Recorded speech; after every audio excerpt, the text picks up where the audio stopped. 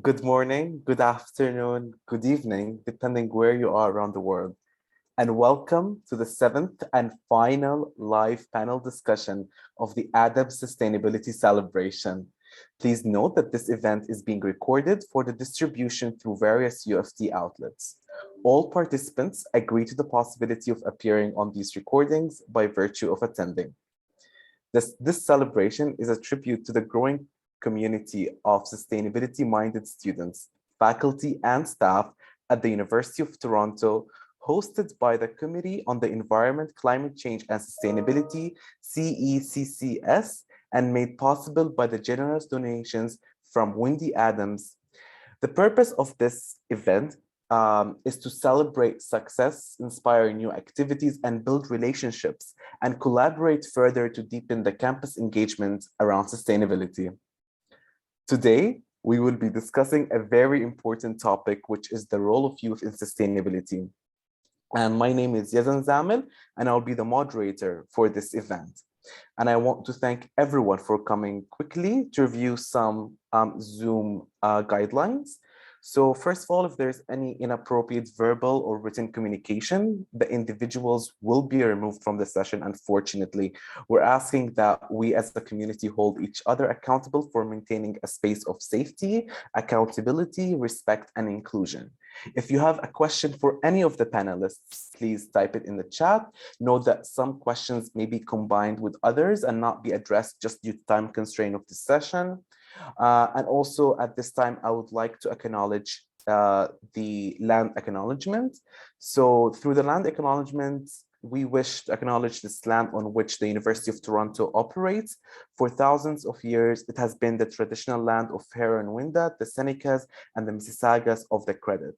Today, this meeting place is still the home to many Indigenous people from across Turtle Island, and we are grateful to have this opportunity to work on this land. And I would like now to also introduce the panel. So this is a student-initiated panel discussion organized by the Sustainable Engineers Association, and it will address ways to empower youth and involve them in the sustainable engineering community. And we will also be addressing some strategies to address the gap in our educational system. And in addition to our training system to promote green jobs, we will be able to discuss all these great topics today. So now we also have an exciting panel, and I'm very, very excited to introduce our panelists. Let's start with Selma El Gamal. Selma is a former member of the parliamentary and the youth engagement team at the International Renewable Energy Agency, IRENA, through which she was the raptor of the 3rd IRENA Youth Forum to the 12th IRENA Assembly on the 16th of January 2022. Prior to this position, she was an intern at the United Nations Office on Drugs and Crime, where she worked in the Corruption and Economic Crimes Unit. Selma was also a freelance interpreter at the Federal Administrative Court and volunteered as an interpreter at Cartier's Office for Reintegration and Voluntary Return in Austria, working closely with IOM to assist refugees to return safely to their country of origin. Her passion for language and research has also led her to scholarships at Unica Atama Jaya in Jakarta, Indonesia, where she conducted research projects on the development of a political system of the Republic of Indonesia as part of the Ben and Nafsia Mubi collaboration. In the course of the project, Selma hosted and co-organized bi-weekly events where the results of the research studies were presented and actively discussed. Selma holds an undergraduate degree in social and cultural anthropology, a master's degree in public management, and is also currently completing a second master's degree in political science. We are delighted to have you on board, Selma. Moving to our second panelist, Maria Dimitri. Maria is an engineering science illumina who majored in infrastructure engineering with a minor in sustainable energy at the University of Toronto. She also currently is working as a transportation planner at HDR, supporting projects by conducting traffic modeling, signal optimization, and traffic management work. Her interests lie in promoting sustainable modes of transportation, such as transit, cycling, and walking. as well as transitioning away from fossil fuels in the transportation sector. Thank you so much for joining us today, Maria. We're delighted to have you. Our third and final panelist, Reem. Reem Thamer is an aspiring environmental science graduate, passionate about sustainability and youth empowerment, who alongside her team won the 100 Million Stars Initiative in collaboration with MIT Bootcamp, Science and Innovation Park, and Abdullah Al Ghurair Foundation for Education. And she was also engaged with other programs such as the Masdar Youth for Sustainability Program and the IRENA's Youth Leaders Program. We are very delighted to have you with us today, Reem. Thank you for joining. And I would like to introduce myself. So Yazan Zamil is a PY engineering science student with a specialization in energy systems engineering with a minor in environmental engineering and engineering business at the University of Toronto. So I've worked as an environmental researcher, as a teaching assistant and a professional tutor. And I currently work as an energy efficiency consultant based in Ottawa at the Posterity Group. I'm also a former research assistant at the Transportation Air Quality Research Group at the University of Toronto. And I am also the president of the Sustainable Engineers Association, founder and president of the Ambassadors of Tolerance Program, operational director at the Green Student Association, and a former member of the Future Sustainability Leader at Masdar. And I have interests that really shape my engineering design process in a way that is the way that reflects sustainability, creativity, and simplicity. And now we're very excited to start with the Q&A and the discussion component of our wonderful panel. I know we have diversity here. Some of our panelists are from Canada. Some of our panelists are all the way across the world in the UAE. So I'm very excited for the diversity that we'll be experiencing through this session. First question goes to Selma. So we know that many youth are driven towards making an impact in sustainability, but unfortunately, some of them do not know where to start. So how would you encourage other youth to make an impact? How should they start? Well, first of all, thank you for having us. It's really my pleasure to be here with you. I would like to start by saying each person should probably start with themselves. So just remove all the thoughts of I have to start big, I have to enter a specific field directly. Start with yourself, start with your life, with your mindset, with your surrounding, like starting with educating yourself on sustainability and maybe if you have already like a little bit of knowledge or like are really active in it, use your network, use your social media to spread the knowledge. And I think only by acting in a sustainable way or like behaving in a sustainable way, you already impact a lot of people without really realizing that. So you don't really have to think that big, small steps really make the change. And I think by starting with yourself, you will reach another level of impact. So yeah, start with yourself and don't underestimate yourself and don't be hard on yourself that you can't make that huge impact right away. But I think it's the most important way. And then you will see it go slowly and surely into the right direction. Absolutely, I totally agree with you. Starting with yourself is a very important component here. Would any other panelists, Maria or Reem, would like to comment on this? I think Salma made a very great answer already. There's not much to add really. Although I do resonate a lot with what she said. I was someone who as well had this sort of confusion in the beginning, this surge of responsibility of wanting to do something but not knowing where to start. And it really is that simple, that the easiest way to start is by looking at yourself and the actions that you do. And it does make a huge difference, believe it or not, starting with oneself. So very great point, Salma. There's not really much to add. And if I may, I think what we all as young people probably struggle with is that we think we have to wait until somebody invites us to speak up or to do something or to take action, but it's really the contrary. Just do it. Nobody will wait because it's needed and nobody will ask you for it. But once you do it and once you say something or once you act in a way, everybody will applaud and really you will feel that people are waiting for it actually. So just do it and don't wait for anything. Absolutely, absolutely. I totally agree. We can move on to the next question to our panelist, Maria.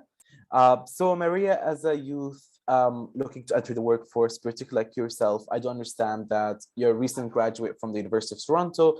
Do you notice there's any gaps in the recruitment or training standpoint? And how would you like to be integrated in the company and take action towards sustainability? Right, so first of all, Yazan, thank you for giving me the opportunity to speak on this wonderful panel today. I think this is an excellent question and one that doesn't often come up. So I do think that yes, when it comes to sustainability, there's definitely a gap when it comes to recruitment and training. So from my personal experience, it's not an issue that's often brought up in transportation engineering or planning jobs. And it's often treated as a buzzword or like an optional bonus in projects rather than as a primary objective. And this attitude can sometimes be frustrating for youth who are looking to use their professional careers to promote sustainability and to make a concrete difference in their communities. So I do think that training and integration are probably the key areas that need to improve in order to address this issue. So first, for new hires, it's really important to introduce them to the concept of sustainability and how it impacts the work that they'll be doing, just so that everyone on your team is on the same page. And it's also important to encourage team members to pursue their interests and to specialize in sustainability if that's their goal. So that includes things like providing mentorship and opportunities to grow and to gain experience and leadership opportunities as well. So eventually, when certain team members build up their expertise in sustainability, it'll stop being a buzzword for a team and it'll instead be a primary goal for certain projects, and they'll start to bring that in to the team overall. Absolutely, I totally agree. And I agree with you also, like when I'm working consulting, although like I work in energy efficiency, it's still like you feel at a lot of companies, it's not the primary goal. It's just like it's an additional step. Can we make this possible or not? Like, is it possible to make this project more sustainable? But really, it's not like it's one of the key goals when they are giving us the proposal of that project. It must be sustainable. So I totally agree with you at this point, and thank you for addressing this. Selma or Reem, would you like to add anything to this particular question? Sounds good. I think we can. Totally Yeah, sorry, go agree. ahead. No, I just totally agree. I think it's really it needs a shift of mindset in companies to really integrate youth in such a certain way. Absolutely. We're gonna go with the third question to our panelist Reem.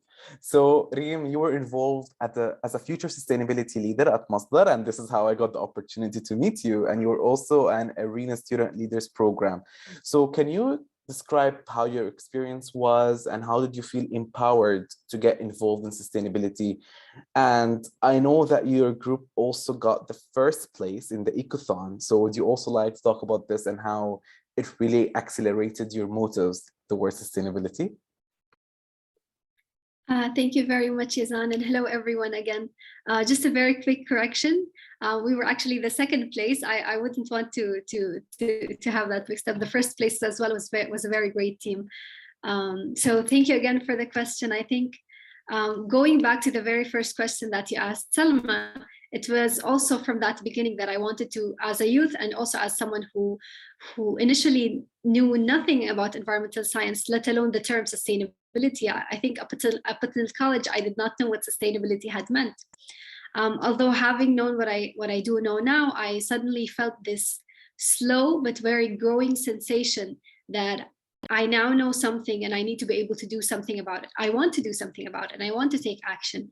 And as Salma mentioned, starting with yourself was the key. And this is what I did. I started learning, doing research by myself. I started trying to look for different programs and different individuals, professionals that I can reach out to be able to learn more about a bit more about the field. And this is where it kind of led me to joining and applying for the Future Sustainability Leaders Program with Masdar and the Student Leaders Program with IRENA as well. It all started from me wanting to do a bit more and not knowing where, and so trying to seek out individuals that can help me in that process. And I think it's an incredible opportunity having finished both programs. I think both the Masdar and the IRENA and different other programs that help youth. They act as platforms for anyone and everyone really who is interested in knowing a bit more about sustainability and wanting to become a bit more informed and more involved in something that they're passionate about. And one of the things that I really appreciate with these programs is they really try to equip you with the skills that you need in order for you to turn your passion into action, into reality. Although I do admit that it's not going to be end game. I don't think that there's such a term really. It's a concept of lifelong learning and learning from the things that you're doing and the people that you're meeting constantly. And one of the things that I'm most grateful for in this experience is, and that I highly advise, one of the reasons why I highly advise other youth, like-minded youth to apply, is you get to have this network of supportive and passionate youth. And it's just a constant cycle of inspiring and aspiring, and it's an incredible journey, honestly. And you as well, Yazan, are one of the people that have inspired me a lot, and I'm very grateful to have met as well, along with other FSL peers as well. So it's an incredible opportunity, and one that I highly encourage. And there's just so much that goes into designing these programs, especially when the people that design these programs really have the dedication to really want to be able to help youth. So having incorporated, for example, the innovation programs, Ecothon, and different concepts really, because it's not only for us to be able to look into sustainability and environmental sustainability, we need to be able to look at it from a bit of a holistic perspective.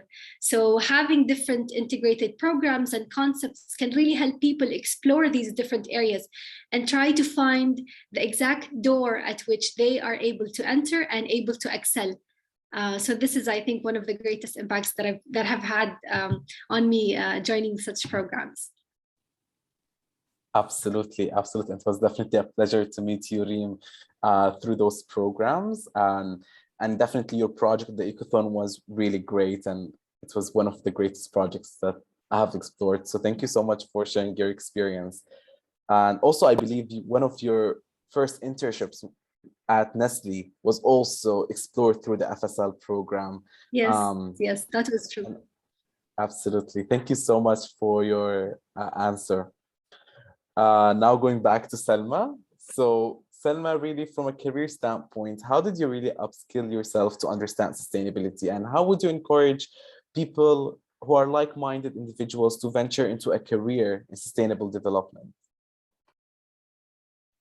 Well, for me, sustainability, I mean, it covers all fields of our life. It's not just environment. It's not just taking care of the climate. It's everything. It's all the fields. So I started there. I started with looking for where my interests are, and I went after that. But what I would recommend for everybody is to be flexible, because I never thought that I would enter a career in the renewable energy sector, for example, but it was the best that could have happened to me. So this only happened because I was flexible. I never thought, because I never, I didn't study something in the field, so I never thought that I would be a suitable person for this or for this area. So I would focus on something like social work or related to my studies.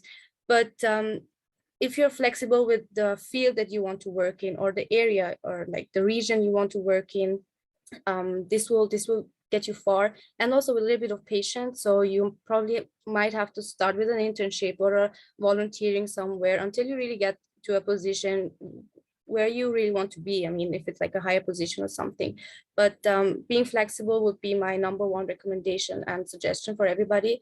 And also, if you have the chance to try different fields. So start somewhere. If you don't like it, start another. Or we have time. We are young. We have the chance. Thank God we're living in a time where we really have the chance to do so. And I think we should, if possible, somehow use it. So don't just like focus on something. Try it and find your way through trying different positions, different areas, different fields of sustainability, and you will find your way. You will find your field of expert, if you may want to put it that way. So and what I also think is that probably any field, any job, any area of work can be shaped and must be shaped in a sustainable way. So you can actually add sustainability everywhere if you want to.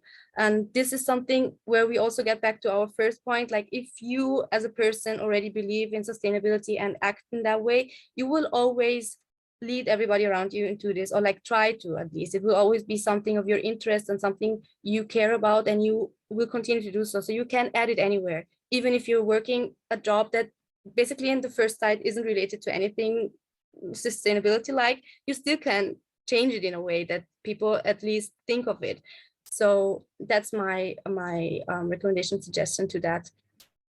Also, like, little steps bring you far, and be flexible. Yeah. Absolutely, that's very true. I think that capacity to integrate sustainability in whatever career you're pursuing is really the key. You don't need to pursue just a career in sustainability. Like, you don't need to be a sustainability coordinator at a certain company for you to be able to pursue your goals towards sustainable development goals. You can really just integrate somehow. So if you're an economist, really, you take account of green GDP in whatever work you're doing. You're a writer, you can more promote sustainable practices through your writing to inspire those around you.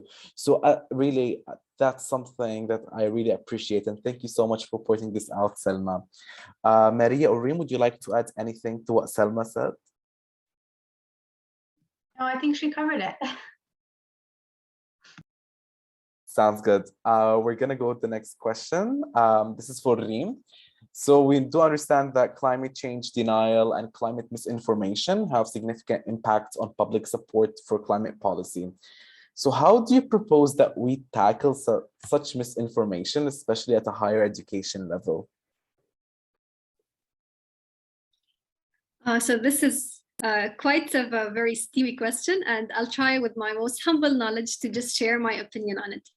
I think one of the areas, just one out of the many areas out there that I'd like to address, is narrative.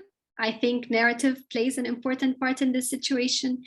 It's understandable, there's a lot of information that is going around, and sometimes the public can get confused as to what to believe, and because of the surge of information, what happens more often than not is they cannot act because they do not know what to believe and how to start. And so this is where I think narrative is important, because sometimes how you deliver a message is almost as important as the message itself. And so, for example, in higher education, there's a lot of emphasis on, let's say, data, numbers, facts, which is very, very important when delivering a message or when telling information or telling a story. But I think one of the things that we have to continuously remind ourselves is behind all of those numbers and those facts are actual people that are actually getting affected.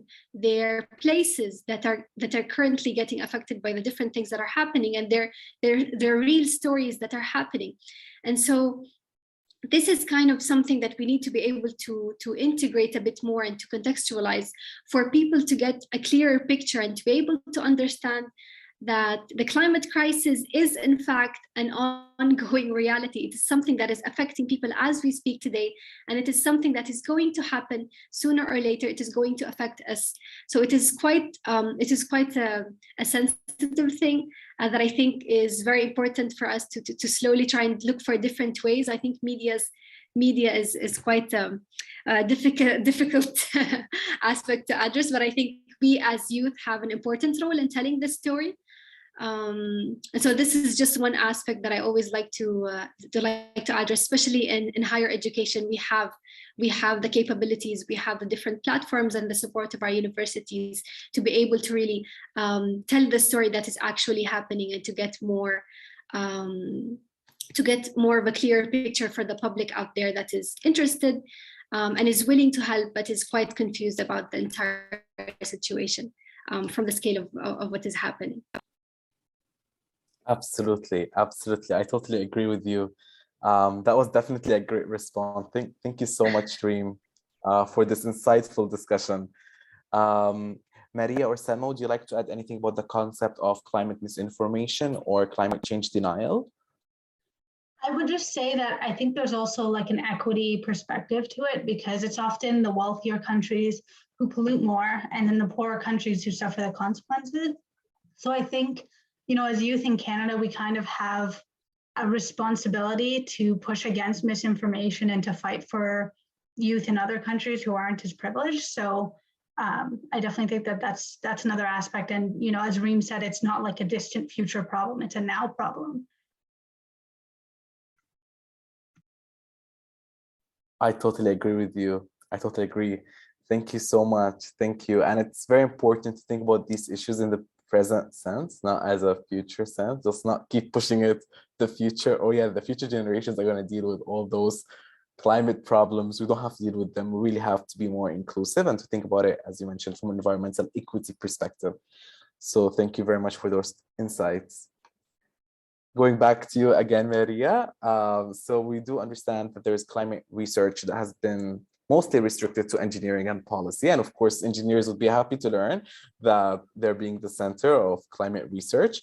But really, how can we promote climate action initiatives within all disciplines in higher education institutions? So this is a great question because, as you know, Thelma pointed out earlier, this is inherently a multidisciplinary problem. It isn't just if you're in sustainability or you're in environmental work, you should focus on it. Everybody should focus on it. So I do think that interdisciplinary approaches are kind of the only way to approach these issues properly. And these issues are inherently interdisciplinary. So that's why you have to have an interdisciplinary approach for it. So for example, looking at public transportation, which is my field, yes, it's an issue of engineering and planning and policy, but it's also an issue of political strategy, economics, geography, architecture, and so much more. So that's why we have to focus on an interdisciplinary approach. In higher education institutes, the tragedy here is that we're always kind of divided into departments and programs, and we often have very little interaction with people in other departments and programs. So as a result of that, we often focus too much on our own discipline with little regard for the importance and contributions of others. And there are a lot of ways to promote interdisciplinary approaches, including, for example, funding research that requires participation from multiple disciplines, creating and promoting multidisciplinary competition teams for students, and sort of breaking down some of the barriers that currently exist between different departments in higher education institutes. So allowing researchers and professionals from different disciplines to work together, of course, improves collaborative skills, but it also allows for better brainstorming and more diverse ideas, and ultimately solutions that are more feasible, because again, this is inherently an interdisciplinary problem. So Yazan, I'm not sure if you know this, but I know that the engineering science department, you know, often focuses on interdisciplinary work because we hire professors from different departments, but they're actually looking at creating a transportation option that would involve economics and geography and a bunch of other disciplines. So I think that that's a very good case study, if anything, for what you should do in higher education institutes. Absolutely. And I actually heard about that, about how they're planning to reshape that particular option within NSI. And I really appreciate how it's going to take place, because I think reshaping to become more multidisciplinary is a key aspect. And also, just for everyone to know, that also Maria was our former Civ Club chair. So actually, sorry, the NSI Club chair. So she's well aware of things that are going with the engineering science department. So thank you for bringing this up, Maria. All right, now we're going back to Selma. And now this question, we usually look to scientists to solve these large-scale climate issues. But however, how do you think we can take the inputs from our students on the climate policy and action perspectives? And how can we enable youth with the necessary tools, access, and knowledge to help them tackle these challenges? Well, it's very important to point out that youth are a major tool of change. So youth have already changed a lot, and we have witnessed it in the past, and we're witnessing it right now, that youth are powerful, and therefore the world, governments, like senior professionals, they have to acknowledge that youth are really important to include everywhere. And so in this case, I think it's more the necessity of changing the perspective than really what tools we need. So we have to think about youth as that one part that is missing to really find appropriate solutions for the future, because youth are the future. So how can we not include them in finding solutions for actually their life, what they will have? So it is necessary, and therefore everybody or like agencies and any place, they need to behave and act in this way with that mindset that youth are necessary to really find appropriate solutions. It's like it's the missing part. Apart from that, I would say like governments, they should probably, I mean, my suggestions to acknowledge really the importance of youth, to include programs for youth, especially maybe set up a budget to support youth in implementing their innovative ideas, or providing more internships for young people, traineeships for young people, and also cooperating with schools or universities. And I think education has a really important part to play in this. And if schools and education and universities are also involved in it, providing programs, different programs also related to climate change and the energy transition, I think this would also help a lot. And so it's all about also establishing the space for young people. And only by talking to them, you will already recognize that they have a lot of impact to do on changing the current climate issues. And yeah, so establish the space for them and help them, and acknowledge youth. That's probably the most important part of it. Absolutely. And I think also like, particularly with the government of Canada, they recently launched this program for youth to integrate them into the green economy, where youth aged between 18 till 30, they'll be involved. They have the potential to be involved with a particular, I think it was called NYEP program. They'll be able to get involved in a professional development program, mentorship program with a sustainability professional, and a lot of things that are related to this field. So I think, and it's also a long-term program. So it's 5 months long. And within those 5 months long, also students get the opportunity to get an internship. And they don't guarantee it's paid, but at least they get some sort of work experience to help them get into the green market. And also they get mentorship. So I think this is something which is a key. And changing the whole mentality is also, I think, a core aspect, because a lot of people, particularly when it comes to internships, they would not trust the youth with their ideas. Unfortunately, this not at every single workplace, but at many workplaces, they would not really take them very seriously, I would say, or maybe they would not take their opinions with as much value as, let's say, if it was a full-timer. And I think this is something that we should work on, is that to explain how youth actually have so much insight that it should not be just discouraged from first insight. Yes, youth may not have that much experience and they require that sort of mentorship, that feedback process that's coming and going back and forth, but they have that value. They have this valuable insight that should be considered. So I really appreciate that you brought up this point, Selma. Thank you so much. Maria or Reem, would you like to add anything about how can we integrate the students' input on climate policy?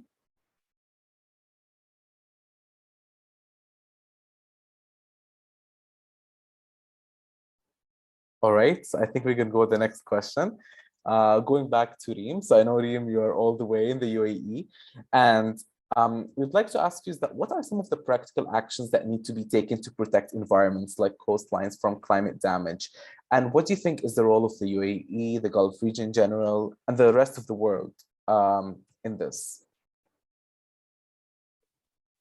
Thank you, Yazan. I think as cliche as this may sound, but I think people are the solution. We are the solution as much as we are the problem. And this is something that I like to iterate time and time again.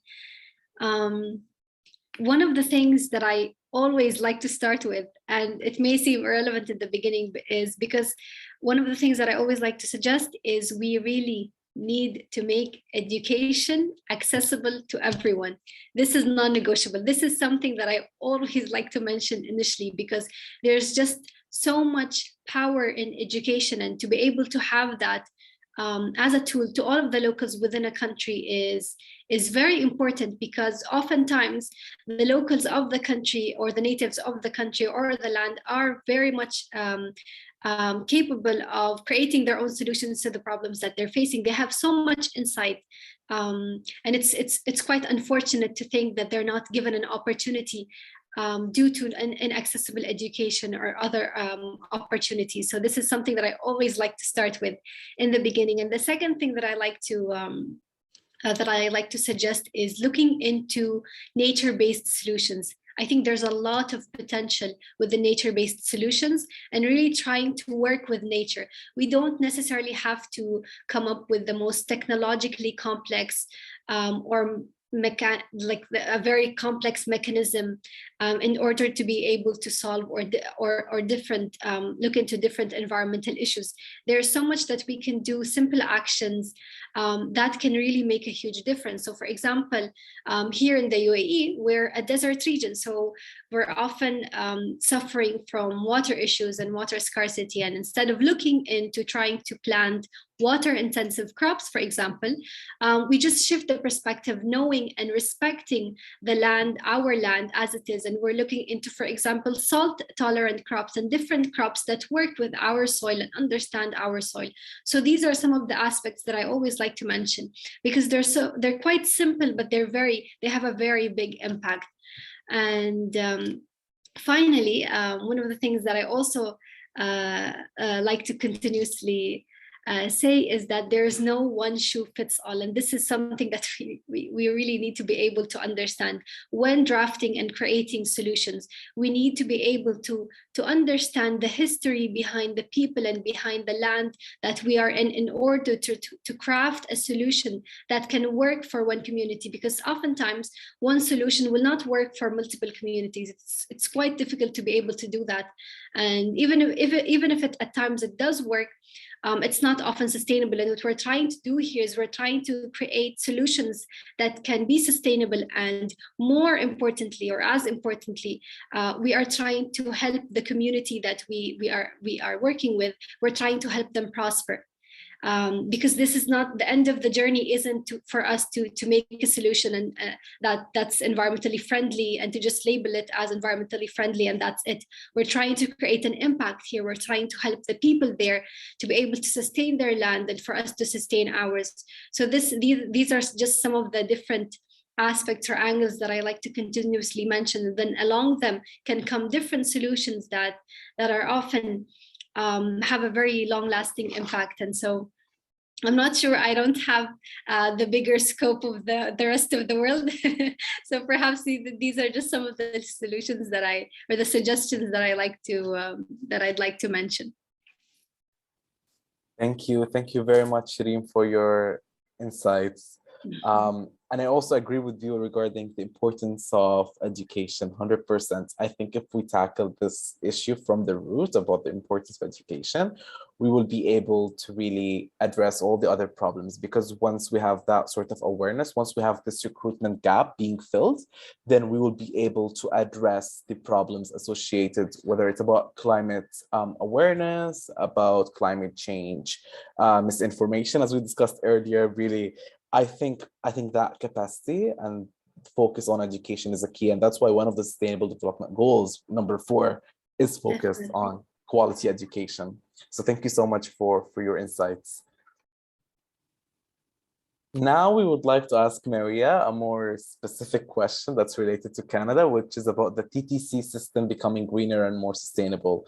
So Maria, where do you think the Canadian construction and transportation industries stand today in terms of being sustainable and more green? So I think this is a great question, but for anyone who's not in Canada, the TTC stands for the Toronto Transit Commission. So they're the organization that runs transit in the city of Toronto. So yes, we have heard about them becoming more green, investing in electric buses and so on and so forth. But unfortunately, in terms of the construction industry, emissions are really high due to transportation materials as well as emissions from the materials themselves. So more research needs to be done to reduce the carbon footprint of construction activities. However, in the short and long term, reducing construction in general is the best way to reduce emissions. So this can be achieved through design and construction efficiency in order to improve the lifespan of our infrastructure. So that includes roads, bridges, buildings, and so on. And also investing in projects that serve a higher number of people at once. So for example, high-rise residential buildings that have high population density, as well as public transit systems that move high numbers of people per hour.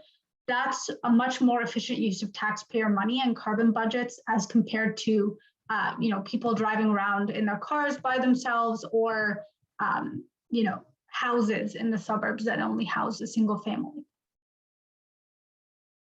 Absolutely, I totally agree with you. Thank you so much. And just to clarify that people who are not in Canada, TTC is equivalent to the RTA in the UAE. So now there's also one more question that's from our audience, and this question is targeted to Selma. I know we're almost coming to the end of the designed or prepared questions, but now we would like to take just some questions from our audience. So this question is about, how do you think the youth NGO sector leading action and change on sustainability, how should they become more effective in shaping and influencing policy? So do you think that politicians and policy leaders might have to listen and take into account what youth are trying to implement? Sorry, I'm just trying to understand the question directly. So the question is, how youth organizations... Sorry, could you want to repeat? So I can repeat the question. Yeah, so please, it's like, how do you think the youth NGO sector leading action and change on sustainability? How do you think the youth NGO sector leading action and change on sustainability is becoming more effective in shaping and influencing policy?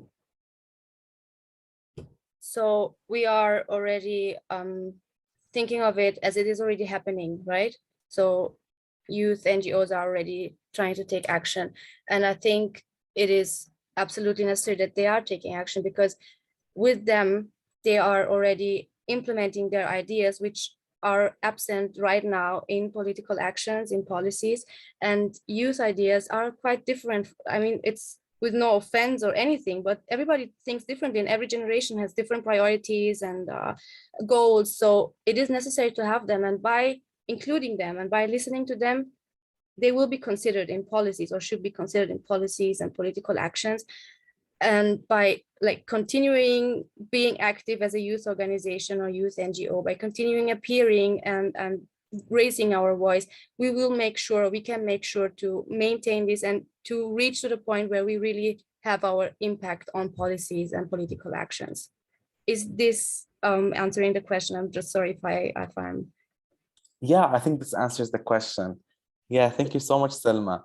And there's a follow-up question, which is for all the panelists, whoever would like to contribute, which is that, do you think that politicians and policymakers and policy leaders might have to listen if youth took a more evidence-based, data-based approach versus activism, which would be early dismissed by those who have power? If I may, if I should just start, I think, unfortunately, activism meets a lot of hostility. I don't know why, but I think probably data-based knowledge might help convincing politics more or easier. But it's actually sad that it needs that. It's actually sad that they need numbers or statistics or any data to really listen to the young people. And this is also why what makes it hard for young people to really raise their voice, because we just think they don't want to hear us anyways, so our voice is not really important. But that's the problem. It is, and that's why we need activism to be heard. So it's a complex topic and a complex issue, I would say. But unfortunately, it might help. It might help that politics would listen more if it's not only activism, but it should also, activism should be enough, basically. Absolutely, I totally agree. Would Maria or Reem would like to add anything to what Selma said. Maria, would you like to go first? No, that's okay. You go first and I'll go after. Okay, I actually don't have much to contribute, but one of the things that I personally think, from my humble opinion, is regardless of whether youth are approaching politicians from anything that is evidence-based or activism, I think it's not the focus. I think politicians need to be able to understand that this is their problem as much as it is ours. In fact, one of the things that often makes me sad, although I'm very empowered to see the different youth fighting for climate today, but one of the things that I often feel sad about is not many children get to live the childhood that they deserve. You know, at that age, your children are supposed to live happy, they're supposed to live carefree, and it's quite unfortunate. But it's also, it says a lot, you know, that at that young age, they still choose to go fight for something that they believe in. And the term fight, I don't think needs to be there. It's not something that's supposed to be, that we're supposed to fight for. It's something that is supposed to be rightfully there and rightfully talked about. So it's quite unfortunate that we're in this situation asking this question. But definitely it does help to have more evidence. But although regardless of having evidence or not, I think there really needs to be a shift in mindset, and we really need to be able to continuously clarify this, that this is everyone's problem. And it's just that youth are taking more initiative in this matter, but this is essentially all of us. Sorry, Maria, go ahead. No, go for it. I think that's an excellent point, Reem. I might add that, frankly, both database approaches and activism are unfortunately easily ignored by politicians, because fossil fuel industries often lobby politicians to, you know, maintain their status. You know, they get a lot of subsidies and so on and so forth. So I think that kind of framing it as we need to stop doing activism and instead focus on database approaches isn't really effective, because we have been trying the database approaches, right? Like the IPCC has released so many reports explaining like human beings' role in climate change, and they're very easily ignored. And they actually recently released another report basically saying it's now or never, like you can't waste any more time. And there hasn't been like a worldwide political shift in the way that we think. So yeah, even scientists now who have been, you know, screaming about the data and the data and the data, they've now taken to activism worldwide. In Spain and in other countries, scientists are now, you know, resorting to activism because they're not being listened to. So I think, frankly, politicians kind of need to understand that, you know, like Reem said, it's their problem too. And if they don't fix it, they're going to be voted out of office, quite frankly. Absolutely, I totally agree with you, and thank you so much for your responses, Selma, Maria, and Reem. I believe these were the only two questions we got from our audience. Next, I would like to ask everybody, what is the one advice you would like to give to the youth, and one advice you'd like to give to the older generation to implement sustainability from today? I think we can start with Selma here. So I would like to address it to both. Recognize diversity as a powerful tool, so include youth everywhere, work together, recognize each other as crucial partners to really act towards a sustainable future, because only together in cooperation we really can achieve sustainability. And probably for the older generation, I would like to say to maybe step a little bit away from the profit of myself, of oneself, to switch it to I want to profit the world to help the future, and not only seeking my own profit in a way. Yeah, just cooperation is sustainability, I would say. Maria, thank you, Selma. Yeah, no, I think that that's a great point. And I would just add that for youth, as Salma talked about earlier, the biggest thing is really to get involved in any way that you can, as often as you can and as early as you can, and kind of focusing on yourself and what you can do. And then for older generations, I would say that you need to actively listen to youth and our concerns and promote more open dialogue on strategies to address sustainability issues, because often as youth, we have what's now being called climate anxiety. So I think that older generations kind of need to understand that and listen more actively. Thank you so much, Maria. Reem? I would also like to generalize it a bit. And I would just like to say, please find your own definition of sustainability and find yourself within sustainability. It doesn't have to be anything complex. It could be something as simple as caring about a loved one, a place, or even a memory, and wanting to take action to protect it. And please remember that you are more than capable of becoming the miracle that you like to see happen in your life. So please just go for it. Thank you so much, Reem. I'm looking at the comments in the chat. I'm getting through private comments, and everyone's saying that this panel discussion was a really dynamic panel, and I'm very happy that I got the chance to meet you, Selma, Maria, and Reem through this panel discussion. And thank you so much for your time today and for the amazing work that you are doing. We really appreciate it. I think what really makes this panel very distinguished, in addition to your amazing backgrounds, is definitely the diversity, how we all have different backgrounds, we're all coming from different industries. I think that's something that really makes it a distinguished panel, and I really appreciate your time and that you're coming here today. And I know it's a iftar time for Selma, Reem, and apologies for the delay. We would also like to thank the CECCS for hosting this panel and for the thoughtful participation of our audience.